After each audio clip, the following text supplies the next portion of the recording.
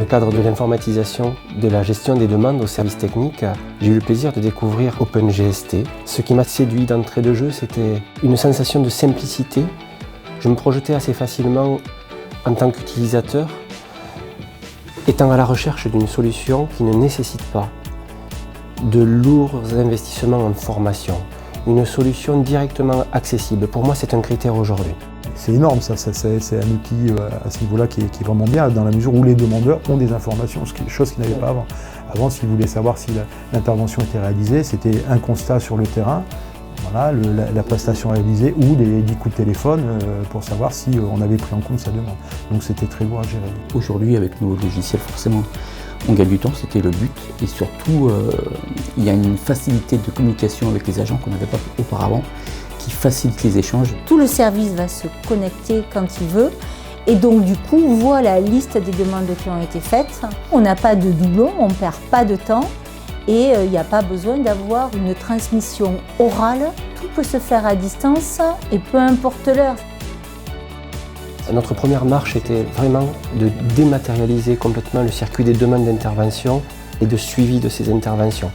Le demandeur est au courant, en temps réel, que sa demande est prise en compte, que sa demande est validée, que sa demande a débuté, que sa demande est terminée.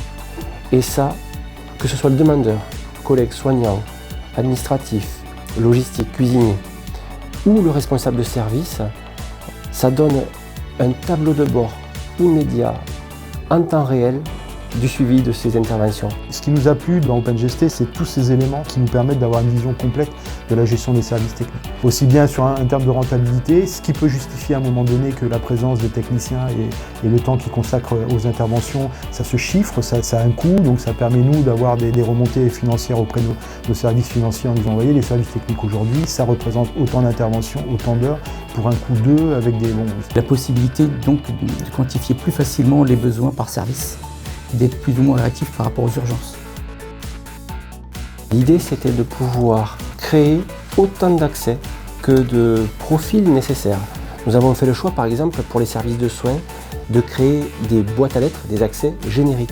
Ça nous a permis de centraliser et puis que les collègues entre eux, les collègues d'un même service en matière de gestion et de déploiement, puissent accéder aux demandes de leur propre service en visu, en prise en compte. Du coup, le fait que cette demande se fasse pour un service, tous les agents travaillent pour le service. Et donc ça crée une notion de dynamique d'équipe, en tout cas de prise de conscience du fait que la demande correspond pour un service, pour une équipe et pour un ensemble de résidents.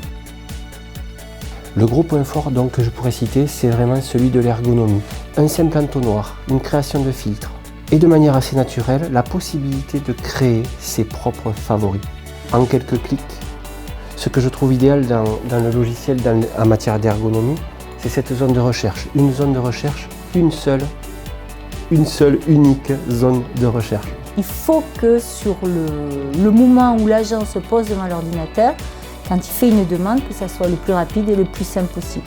Plus c'est simple, plus c'est utilisé. Donc nous avons fait le choix d'équiper techniquement les employés du service technique de smartphones. Aujourd'hui, ça passe directement par le logiciel, je reçois les demandes et je les restitue à mes gars avec ce genre de machine. Une fois que les agents ont fait leur travail, ils corrigent l'action qui a été faite. Moi, je le reçois directement et je valide la session de la demande. Nous sommes axés vers la mobilité. Comme vous avez pu le voir dans nos couloirs, les professionnels sont plutôt mobiles et du coup, il est très important qu'ils puissent avoir sur leur chariot, sur eux-mêmes, l'accès à cette information sans être tributaire d'une zone. Quelque chose qui m'avait séduit, c'était aussi l'aspect participatif. Le concept m'intéresse parce que cette société est proche des besoins de ses utilisateurs en disant on est une équipe, on a besoin de la société a besoin de ses clients et construisons ensemble ce qui va faire que notre partenariat quelque part, eh bien, il va fonctionner et chacun va s'y retrouver.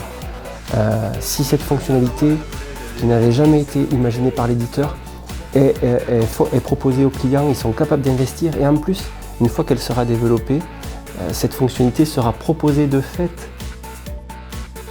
on arrive enfin à sortir de la culture papier et à en rentrer dans l'utilisation du numérique.